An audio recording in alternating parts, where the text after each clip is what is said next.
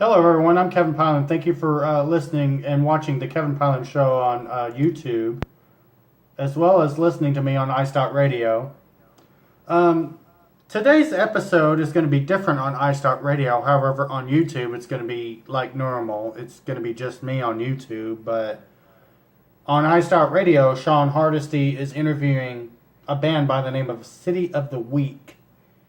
No, it's not talking about a week. I'm talking about weak as in you're not strong enough to do something. That's how the name of the band is spelled, for those of you who are concerned. Now, I want to talk to you a moment about Harry Anderson for a second. Many of you have seen him on Night Court, where he plays this judge where he's like, time served. Anyways, he passed away.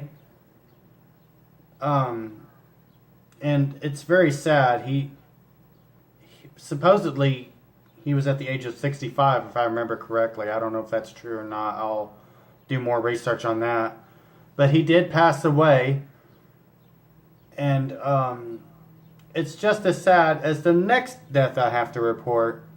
Many of you have seen the movie Full Metal Jacket, starring Laura E. Ermey, and if that doesn't jog your memory, the Geico commercial will, where he was a drill sergeant doing a therapy session.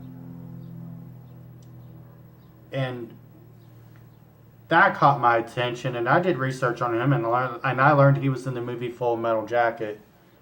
And one of my favorite scenes in the movie Full Metal Jacket was the one where Private Pyle was caught with a jelly donut in his footlocker after he left it unlocked. And he didn't get punished, but the rest of the people he was with did. So basically, R. Lee's character says, open your mouth. They're paying for it. You eat it. That's what the guy said.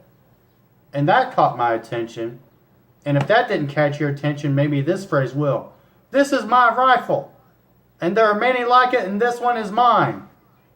Well, it's just one of the stories that I came across for the past couple of days. And,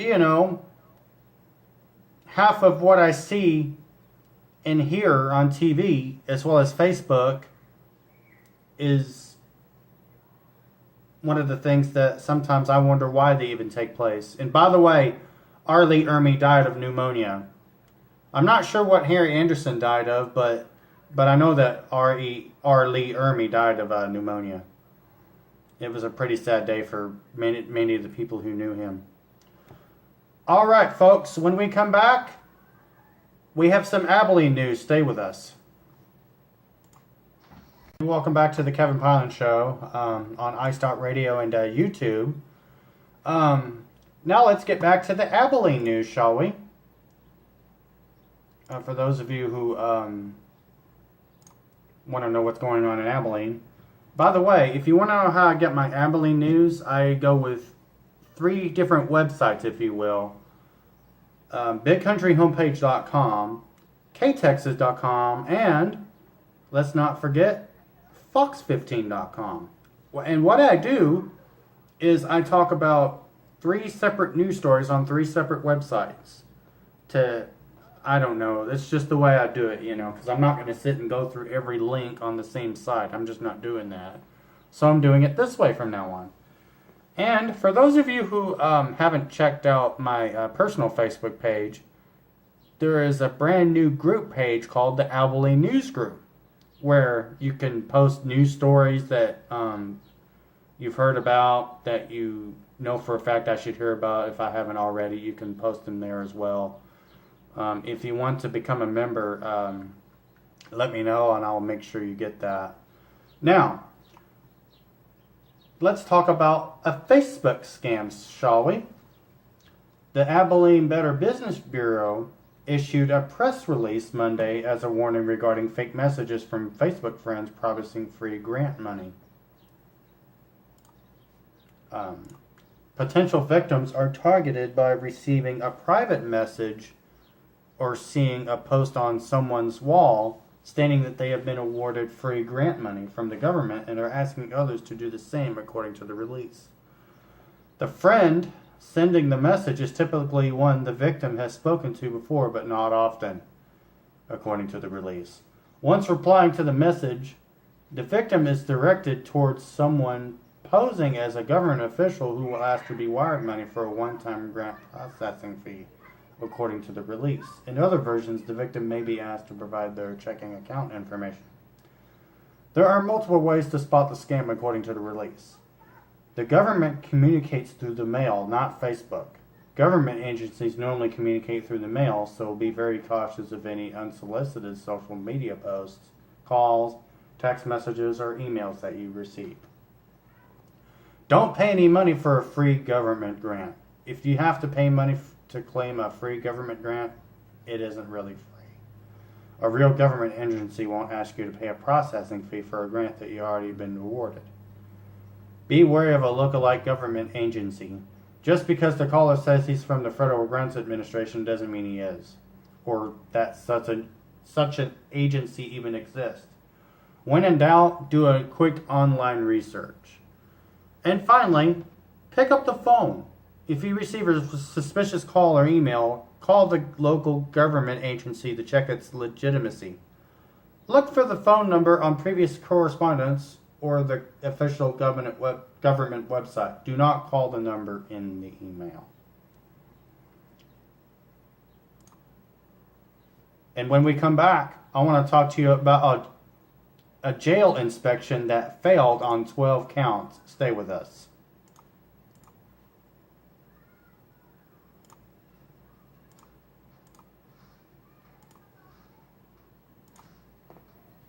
Oh, there we go on the YouTube side of things. Welcome back to the Kevin Pyland Show on YouTube and Facebook. I'm your host, Kevin Pyland, and let's get back to the Abilene news, where a Fisher County jail fails its inspection on 12 counts. In Roby, Texas, the Fisher County jail is under scrutiny after failing an annual inspection on 12 counts. Some of the failed standards go back to 2016, even after inspection was completed in April of 2017. Most of it was clerical stuff. We didn't have the inspection by the fire department and whatnot, the Fisher County judge had stated. Now, according to the inspection report obtained by Tkps, the deficiencies go beyond the clerical errors. The Fisher County Jail had not been inspected by a fire official since the new jail opened in 2016. The report also shows that the jail staff did not undergone any fire, emergency, or evacuation drills since the third quarter of last year. 6 out of the 8 staff members were not up to date on required training for classifying inmates, but continued to do so. One jailer was actively working without a temporary jailer's license. And the report shows that 5 more jailers who were working for a minimum of a month were also without a temporary jailer's license as well. Other issues with the booking procedures included not checking the veteran status for the past 11 months, housing inmates without assessment, leaving out the mental health status of inmates. Meals for inmates were not approved by a licensed dietitian and hadn't been since March of 2017. The jail also could not provide the recreation logs to show inmates were being offered the required 1 hour of recreation 3 times a week.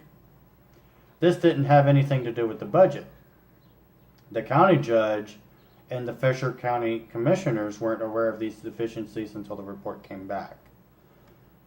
But now that they know, and they didn't at the point because the sheriff, of course, he's responsible for it, and they brought it to the commissioner's court on Monday, and they went over each of one of them with the sheriff in commissioner's court, and they have 30 days to make those correct.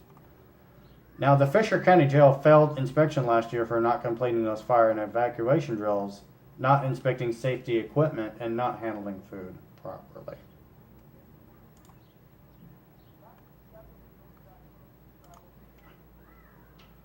Now, let's talk about the tourists, shall we?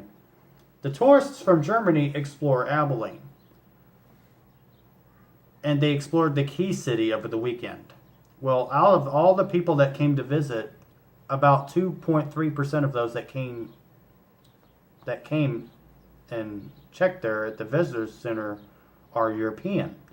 Now, that may sound like a small number, but it's very important for the Abilene economy. The CVB Communications Director, Kelly Thompson, said, "The downtown fountains, fields of cotton, and barbecue were all too familiar to Abilenians. But over the weekend, Abilene was just a tourist destination for people visiting from Germany. We took them to lunch and fed them some good local cuisine and then let them learn a little bit about the region's history at Frontier, Texas."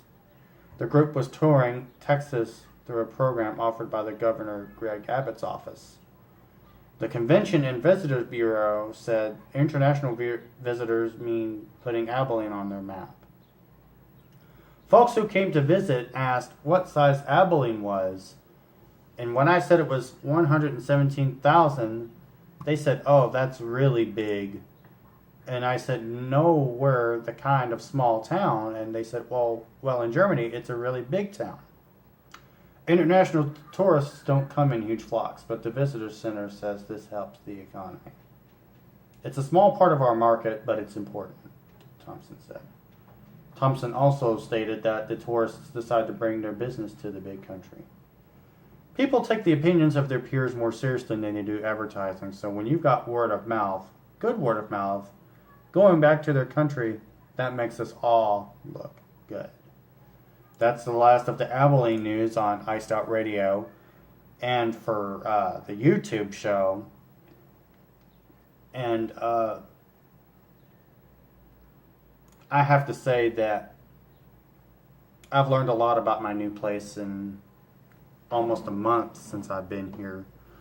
In fact, it's been a month ago since I moved into my new place, and there were some problems. And one of the problems I ran into was my U-lock on my bike. I can't unlock it because the keys went missing. So what did I end up doing? Well, my friend Sean Hardesty stopped by and tried to damage the U-lock with a saw that he had, and that didn't work. So I tried using a hacksaw after I bought it from Walmart. That didn't do anything either. So I bought a drill and some nuts to work with to see if it would actually damage the U-lock. That didn't do the crap. So I'm stuck at a standstill, at least on a tire, because I took the front tire off of the bike that I originally had with the green bike that I had.